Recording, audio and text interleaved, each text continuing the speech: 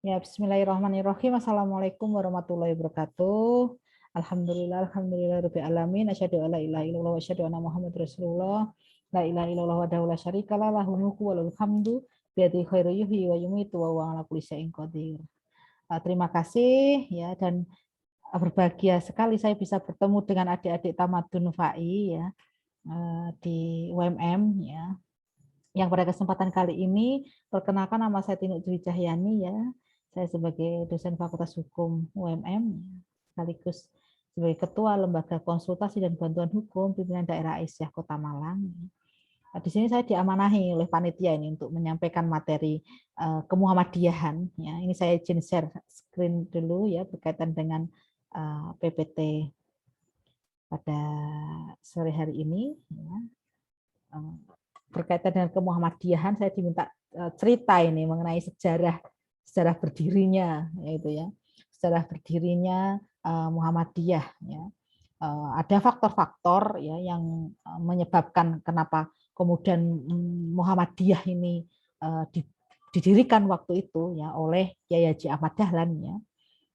Saya yakin Anda yang sudah alumni mualimat, mualimin ya, apalagi alumni aliyah ya, aliyahnya Muhammadiyah ya, atau di SMA-nya Muhammadiyah ya, ini sudah tidak asing lagi gitu ya dengan sejarah berdirinya Muhammadiyah ya. Bagaimana ada faktor subjektif ya, ada faktor objektif ya. Di sini kita lihat dulu faktor subjektif itu ternyata dari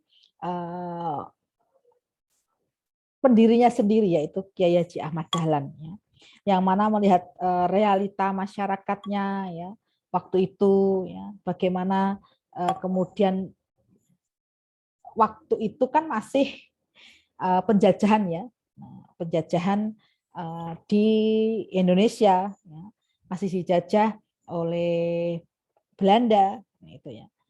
Maka kondisi kita sebagai negara yang terjajah waktu itu, yang pasti kemudian kondisi itulah yang tidak dapat dilepaskan ya, ini dari bagaimana Kiai Haji Ahmad Dahlan ya mendapatkan ilmu pengetahuan yang luas ya memang terhadap Islam ya, kemudian memiliki pemikiran-pemikiran yang cemerlang. Nah, ini lah yang kemudian mendorong bagaimana supaya masyarakat Indonesia, waktu itu belum Indonesia ya, masyarakat di sekitarnya ini juga mendapatkan pencerahan ya, mendapatkan ilmu juga kan gitu ya. Jadi untuk mewujudkan itu ya, maka bagaimana nih caranya kan gitu. Harus ada apa namanya organisasi ini kan gitu ya. Ini kita lihat nanti Anda bisa download juga nih, kan kita punya Muhammadiyah itu ya, yang namanya Muqaddimah Anggaran Dasar Muhammadiyah. Nah itu ya, itu yang disusun oleh Ki Bagus Hadi Kusumo, yang salah seorang murid dari Kiai Haji Ahmad Dahlan. Nah, bisa Anda baca di Muqaddimahnya, gitu ya. Bagaimana bahwa hidup bermasyarakat itu ya, dan seterusnya, kemudian menjunjung tinggi hukum dan Anda bisa juga download di situ ya. Ini hanya untuk pematik diskusi ya saya ya. Nah, ada diskusinya. Nah, kemudian ada faktor objektif ya. Ada faktor intern ini ya. Intern ini karena ingat ya pada sekitar 1912 ya didirikannya Muhammadiyah. Sebelum itu berarti kan masuk kepada awal abad ke-20 ya, keadaan umat Islam Indonesia ya sangat lemah ya. Lemah itu ya karena miskin, bodoh ya ini ya. Kemudian ada praktek-praktek bid'ah, khurafat, ya, syirik, takhayul, merajalela atau TBC ya, takhayul bid'ah khurafat itu ya. Nah, kemudian keadaan seperti itu memang diciptakan oleh kolonialis Belanda yang ingin berkuasa terus di Indonesia. Nah, ini taktik yang digunakan adalah ya memperkecil kesempatan pendidikan bagi bangsa Indonesia meskipun belum lahir waktu itu ya. Ya artinya yang dijajah ini, nah, itu ya. Termasuk menjauhkan dari nilai-nilai ajaran Islam. Gitu ya. Nih ya. Tuh, jadi ini faktor internnya seperti itu ya gambarannya ya. Kemudian kalau pendidikan tidak diimbangi ya, kondisi tidak diimbangi dengan pemahaman agama ya, kemudian nilai Islam ya, makin tertinggal nanti ya. Lama kelamaan ini umat Islam ini semakin tertinggal. Nah, itu yang menimbulkan kegelisahan. Jadi umat Islam semakin melemah, di sisi lain yang Nasrani ya karena agamanya penjajahnya itu kan si Belanda ini kan juga agamanya ya Nasrani ya. Itu Kristenisasi itu merajalela gitu ya. Nah, di sisi lain ya umat Islam lemah kan itu ya. Maka misi seperti itu ya ini harus dilakukan ini umat Islam juga nih harus bangkit ya. Harus didorong. Nah, kalau faktor ekstern ya karena keadaan dunia Islam yang jatuh atau runtuh sejak abad 15 ya ini mulai bangkit lagi sebenarnya pada abad 19 atau awal 20 ya. Itu dengan bukti munculnya pemikiran Islam seperti Muhammad Ibnu Abdul Wahab, Jamaluddin Al-Afghani, Muhammad Abduh, ya Rosyid Ridho dan lain-lain sebenarnya ya. Ada pemikiran-pemikiran mereka yang menyadarkan kembali umat Islam ini untuk mendalami dan memahami agama Islam dari sumber yang aslinya gitu. Ya. Kemudian pemahaman yang seperti itu menimbulkan apa? Kesadaran bahwa umat Islam ini ya harus bangkit karena ajaran Islam harus diperjuangkan keberadaannya. Maka ya, tokoh-tokoh pembaruan ini ya ini harus terus di itu ya dipupuk ya dengan cara apa? Kemudian ada yang ke Mekah ya untuk ya di sana bagaimana menyerap ilmunya dan belajar ya. Kemudian sekembalinya ke Indonesia waktu itu ya hubungan dengan pemikiran-pemikiran itu masih terus dan akhirnya menjadi organisasi Muhammadiyah itu. Nah, itu ya. Jadi sekilas ya nanti sampai itu ya. Nah, kemudian bagaimana berkenaan dengan ideologi gerakan Muhammadiyah kan itu ya. Nih. Jadi mengenai paham agama menurut Muhammadiyah di sini ada berkenaan dengan paham keyakinan dan cita-cita hidup Muhammadiyah yaitu MKCH namanya ya. Jadi ya itu MKCH itu matan keyakinan dan cita-cita hidup Muhammadiyah. Ini Muhammadiyah adalah gerakan Islam dan dakwah amar ma'ruf nahi mungkar berakidah Islam dan bersumber pada Al-Quran dan As-Sunnah, bercita-cita dan bekerja untuk terwujudnya masyarakat utama adil dan makmur yang diridhoi Allah Subhanahu wa taala. Nah, untuk melaksanakan fungsi dan misi manusia sebagai hamba dan khalifah Allah di muka bumi. Nah, itu.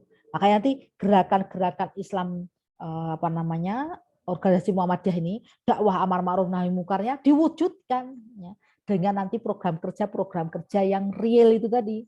Nah, nanti akan kita bahas ya setelah ini ya, yang ekonominya, ya, yang politiknya, yang kesejahteraan dan lain-lainnya. Nah itu.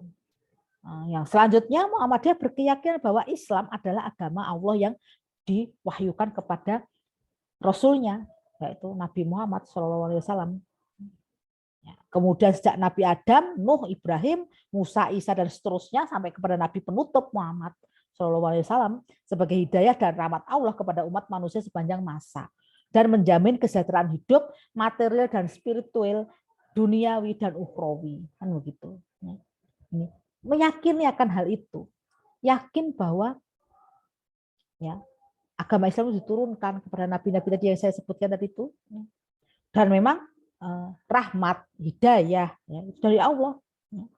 Bahkan kita kesejahteraan hidup kita, kan ya. Kita kalau bahasanya begini, kalau kita itu menjaga, merawat, yang ngopeni ya berjuang untuk agamanya Allah, jangan khawatir, hidup kita itu akan dijamin. Ya. Keluarga kita itu akan diatur oleh Allah nanti udah, ya nggak usah khawatir akan hal itu. Maka harus berjuang di jalan Allah, ya di jalan agama. Salah satunya adalah organisasi Muhammadiyah ini, begitu ya. Nanti akan Allah yang akan mengatur hidup kita, ya. Karena kita menjaga, mengatur, ya untuk bagaimana berkegiatan kan itu ya. Itu hidup kita akan ditata oleh Allah nih. Ya. Nggak usah khawatir, itu ada jaminannya. Kan gitu. Nah, termasuk kemudian Muhammadiyah dalam mengamalkan Islam berdasarkan Al-Quran, kitab Allah yang diwahyukan kepada Nabi Muhammad, kemudian sunnah Rasul, penjelasan dan pelaksanaan ajaran-ajaran Al-Quran yang diberikan oleh Nabi. Ya. Nabi Muhammad SAW dan menggunakan akal pikiran sesuai dengan jiwa ajaran Islam. Gitu. Nah, kemudian Muhammadiyah bekerja untuk terlaksananya ajaran Islam yang meliputi akidah, akhlak, ibadah, muamalah. Ya. Kemudian bagaimana dalam bidang muamalah, ya, Muhammadiyah bekerja untuk tegaknya akidah Islam yang murni. Ya. Pemurnian ajaran Islam. Kemudian bersih dari gejala-gejala kemusyrikan, bid'ah, dan kurofat tanpa mengabaikan prinsip toleransi menurut ajaran Islam. Nah, selanjutnya Muhammadiyah bekerja untuk tegaknya nilai-nilai akhlak mulia dengan berpedoman ajaran-ajaran Al-Quran dan As-Sunnah. Rasul, Sunnah Rasul tidak bersendi kepada nilai-nilai ciptaan manusia. Termasuk juga Muhammadiyah bekerja untuk tegaknya ibadah yang dituntunkan oleh Rasul Muhammad SAW tanpa tambahan dan perubahan dari manusia. Termasuk juga Muhammadiyah bekerja untuk terlaksananya muamalat duniawiyah, jadi pengolahan dunia dan pembinaan masyarakat dengan berdasarkan ajaran agama, serta menjadikan semua kegiatan dalam bidang sebagai ibadah. Makanya tadi kita niati ibadah kepada Allah, gitu ya. Ya, ranah duniawi, ya, muamalah, ya, tapi kita niati untuk ibadah kepada Allah, gitu ya. Termasuk juga Muhammadiyah mengajak segenap lapisan bangsa Indonesia yang telah mendapatkan karunia Allah berupa tanah air yang mempunyai sumber-sumber kekayaan yang luar biasa ini ya. Indonesia sebagai negara yang besar, umat Islam yang terbesar, ya, termasuk sumber daya alamnya tidak bisa ternilai, emas dan semuanya ngumpul di sini di Indonesia nih ya. Kemerdekaan yang kita peroleh ya, termasuk negara Republik Indonesia yang berdasarkan Pancasila dan Undang-Undang Dasar 45 ya. Itu untuk berusaha bersama-sama menjadi suatu negara yang apa? Adil dan makmur, yang diridhai Allah Subhanahu wa taala. Jadi sama-sama berjuang kan gitu. Ya. Untuk terbentuk apa? Baldatun, Thayyibatun, wa Robun Ghafur. Itu tujuannya. Nah, tuh. Nah, kemudian tafsir keyakinan dan cita-cita Muhammadiyah yang seperti apa nih? Bagaimana keyakinan dan cita-cita Muhammadiyah? Kita lihat ada Muhammadiyah adalah gerakan Islam dan dakwah amar ma'ruf nahi mungkar, berakidah, berislam, dan bersumber pada Al-Quran dan Sunnah, bercita-cita dan bekerja untuk terwujudnya masyarakat utama. Ingat, adil dan makmur yang diridhoi Allah Subhanahu wa taala. Untuk melaksanakan fungsi dan misi manusia sebagai hamba dan khalifah Allah di muka bumi. Muhammadiyah berkeyakinan bahwa Islam adalah agama Allah yang diwahyukan kepada Rasul tadi dan seterusnya. Nah, ya, bagaimana kemudian Muhammadiyah dalam mengamalkan Islam berdasarkan Al-Quran, Sunnah Rasul. Ini yang supaya terbentuk ya Baldatun, Thayyibatun, wa Robun Ghafur tadi itu. Nah, nih gerakan sosial Muhammadiyah nih, yang saya kutip adalah teologi Al-Ma'un. Nih, tahukah kamu orang yang mendustakan agama? Siapa itu yang mendustakan agama? Nih. Dia yang menghardik anak yatim. Nah ini makanya kemudian Muhammadiyah mendirikan yatim piatu untuk anak laki-laki, perempuan, ya, itu ya. Ingat dan tidak mendorong memberi makan orang miskin lain nih. Bagaimana kemudian Muhammadiyah itu bahasanya harus loman, ya, berbagi kita dari seluruh sisi coba. Rumah sakit, MDMC, ya, yatim piatu, kemudian yayasan sosial, ya, majelis kesejahteraan sosial, ya, kemudian santunan dan lasisme banyak. Nah, ini karena dalam rangka apa? Ya, karena yang dipegang adalah teologi Al-Ma'un. Bagaimana kemudian kita bisa memberi ya, membahagiakan, memberi makan orang miskin. Nih, karena apa? Karena kita tidak mau kan mendustakan agama, tidak mau kan? Jangan sampai kita menghardik anak yatim, tidak memberi makan orang miskin, gitu ya. Supaya kita tidak dikatakan mendustakan agama, maka ya tampung tuh anak yatim itu, gitu ya. Kayak ada panti Aisyah, panti Muhammadiyah, panti yatim piatu dan sejenisnya, dan seterusnya disekolahkan dan semuanya. Dan kemudian kita juga memberi makan orang miskinnya, berapa banyak kan gitu ya yang tidak mampu karena COVID misalnya seperti ini ya. Ini juga dipikirkan oleh Muhammadiyah Aisyah bagaimana korban anak-anak yang ditinggal orang tuanya meninggal ini ya karena COVID. Nah, itu sampai dipikirkan berapa banyak yang dia dalam keadaan miskin maksudnya ya.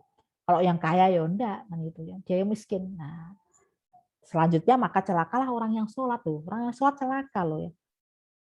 Karena apa? Dia lalai terhadap sholatnya. Dia riak, pamer.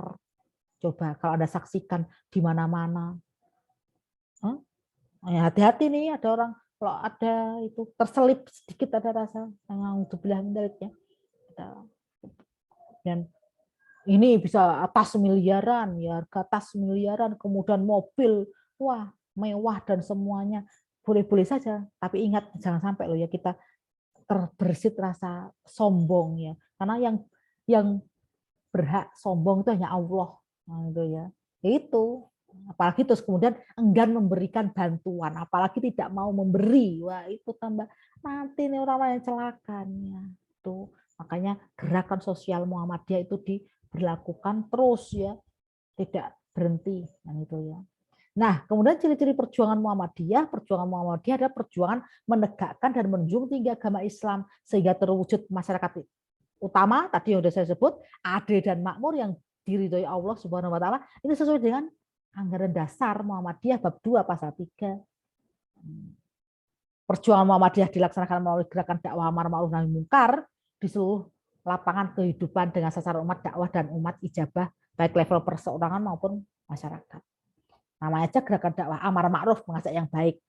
Nahi mungkar, mencegah yang tidak baik, mungkar, buruk kan gitu kan. Ayo diajak yang baik-baik kan gitu kan. Tuh, mulai dari taklim, ngaji dan seterusnya, ngajak yang baik, mencegah yang mungkar. Kalau ada yang ngajak korupsi ya jangan mau kan gitu ya. Kalau mau ngajak yang melakukan penggelapan ya jangan mau kan gitu ya. Nah, ini nanti ini ada landasan hukumnya di Ali Imran 104 itu ya Anda bisa baca ya landasan hukumnya di Ali Imran 104 ya. Nah, kemudian strategi dakwahnya Muhammadiyah bagaimana? Ini ya. Konsolidasi organisasi itu yang seperti apa? Mulai level ranting sampai pusat ini terjadi komunikasi yang terus nyambung. Jadi harus ranting ini harus cabang, daerah, wilayah ya harus tunduk kepada pimpinan pusatnya kan gitu. Nah, yang kedua kaderisasi. Sekarang ini lagi kaderisasi ini ya. Contohnya adalah Darul Arkom dasar ini di IMM ini dalam rangka kaderisasi. Anda yang sekarang di IMM karena masih mahasiswa S1, nanti kalau sudah bekerja bisa kemudian aktif di Pemuda Muhammadiyah, di Nahdlatul Aisyah, di Aisyah atau di Muhammadiyah. Ini dimulai dari sekarang kaderisasi. Jadi terus ya. Kalau sekarang saya usia 4 belum ada lah 40 ya, saya kan masih muda ya. Nah, misalnya apa saya masih usia 30 ya gitu ya. Saya harus mengkader nih yang usia 20 kan gitu ya.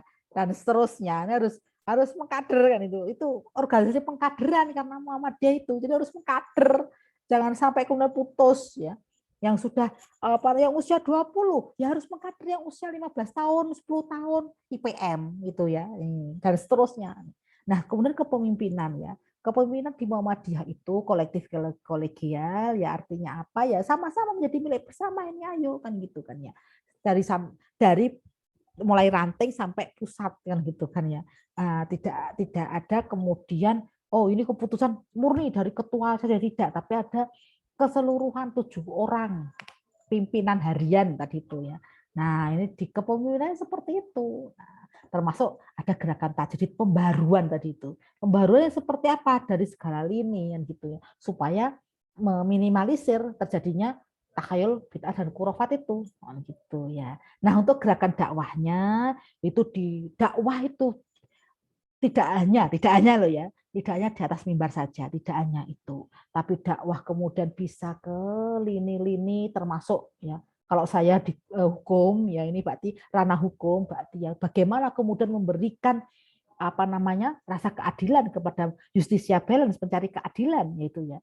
Kemudian di situ nanti bisa kita ajak menjadi lebih baik yang itu ya. Yang awalnya kemudian dia bertobat ya kan yang dia sudah di lapas gitu ya. Dia kemudian jadi orang yang lebih baik, bertobat dan itu ya. Allah aja menerima tobat manusia yang berlumur dosa yang dosanya tidak terukur misal begitu ya. Itu saja Allah menerima kalau dia tobat sungguh-sungguh nasuhan gitu ya. Nah, termasuk gerakan keluarga sakinah ini. Ini yang menjadi ujung tombak karena keluarga adalah lingkup terkecil dalam masyarakat. Maka di situ adalah sangat penting Mas keluarga ini. Bagaimana masyarakatnya bisa jadi baik, itu sumbernya dari keluarga. Maka keluarga harus menjadi keluarga yang sakinah gitu ya. Harus tentram dulu. Bisa tentram bagaimana? Kalau ekonominya kuat. Supaya ekonominya kuat bagaimana? Ya kita harus mencerdaskan mereka. Supaya bisa cerdas harus belajar, berjuang, harus kuat rasanya. Bagaimana bangun pagi jam 1, jam 2, pada lainnya masih pada tidur, kita berjuang untuk belajar, mengesampingkan, mengenyahkan rasa malas, rasa ngantuk, dan semuanya. Hanya untuk memperjuangkan masa depan yang lebih baik, karena dengan ilmu, ya kita akan diangkat derajat kita. Nah, gitu ya. Maka, rentetannya ke sana. Dengan ilmu juga nanti insya Allah bisa terjamin hidup kita. Kalau ekonominya mapan, kita ibadahnya tenang. Keluarga nyaman, meskipun tidak hanya ukurannya finansial, tidak hanya itu saja, namun minimal ya itu jadi ukuran ya, pasti dengan diberi pemahaman dasar basic pengetahuan keagamaan untuk menciptakan. Karena keluarga sakinah ini bukan hadir begitu saja, tapi harus diciptakan. Bagaimana anak berperan sebagai anak, bagaimana ibu berperan sebagai ibu, bagaimana ayah berperan sebagai ayah, kan begitu. Ya, itu untuk diciptakan oleh anggota keluarga itu masing-masing. Jangan sampai kita menuntut kok keluarga kita nggak sakinah sih, gitu kan? Tapi kita yang sendiri yang tidak mau menciptakan keluarga sakinah itu, termasuk nunjuk ke kita sendiri juga bagaimana kita, nah, gitu. Makanya harus kita ciptakan. Maka Anda sebagai anak pun memiliki kontribusi untuk memberikan apa menjadi keluarga sakinah itu bagaimana berikan prestasi yang luar biasa. Kalau diamanai kuliah ya sungguh-sungguh ya kan ya. Berikan prestasi yang terbaik untuk orang tua, lulus cum laude, lulus terbaik, bisa begitu ya. Bisa memberikan kebanggaan untuk keluarga karena anaknya sarjana sudah. Itu salah satunya kontribusi anak. Nah itu ya. Nah, orang tua kontribusinya apa? Bekerja sungguh-sungguh ya, mengajak keluarganya supaya nanti bisa bersama-sama di akhirat, di surganya Allah bersama-sama berkumpul. Iya kan enggak? Kan begitu juga. Nah, ini ya, tidak bisa kemudian kita menyalahkan keluarga kita kok nggak keluarga sakinah sih kan gitu. Padahal seluruh keluarga ini berkontribusi di situ untuk saling tidak hanya hadir begitu saja, tapi keluarga sakinah itu harus dibutuhkan kontribusi seluruh anggota keluarga. Jadi berjalan bersama-sama sesuai perannya masing-masing. Seperti kan mobil itu loh ya, saya ibaratkan, ya ada yang bergerak jadi rodanya, ya ada yang jadi setirnya, ada yang jadi mesinnya, ada yang jadi remnya, ada yang jadi gasnya. Coba kalau mobil itu misal nggak ada bannya, bisa jalan nggak? Gitu. Coba kalau mobil itu tidak ada setirnya, bisa jalan tak? Enggak, sama keluarga sakinah juga begitu. Kalau kemudian pincang, misal, maaf, bapaknya misalnya tidak sholat, misal tidak pernah sholat, dan ini juga pincang dan seterusnya. Itu. Nah, gerakan jamaah dan dakwah jamaah ini terus ya di masjid Muhammadiyah ya, ini terus gerakan jamaah ini ya, jamaah sholat 5 waktu minimal kan begitu ya, dakwah tadi minimal di atas mimbar, di bagaimana bisa kemudian mengajak kan gitu. termasuk gerakan kebudayaan, gerakan ekonomi apalagi ya di kita ya ekonomi melalui koperasi-koperasi asakinah misal contohnya kalau di Aisyah ya. Nah, ini bagaimana kemudian memberikan modal untuk usaha ya, skill, keahlian supaya dia memiliki keahliannya dan termasuk partisipasi politik selanjutnya ya. Penting ini, jangan pasif ya kan ya. Kita sebagai warga Muhammadiyah harus ikut milih, jangan golput. Nah, misalnya seperti itu ya. Karena penting suara kita ini menentukan masa depan bangsa. Ini harus ini. Nah, ini harus memberikan pilihan siapa yang Anda pilih. Boleh milih siapapun kan gitu kan ya.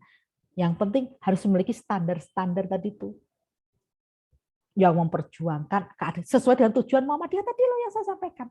Adil makmur supaya itu tercapai bagaimana? Ya pilih pemimpin yang bisa mengarahkan ke sana, yang bisa memanage menjadi pemimpin yang bisa mengelola sumber daya manusia, sumber daya alam kan begitu nih dan seterusnya. Nah, terakhir gerakan keilmuan nih wajib nih apalagi IMM.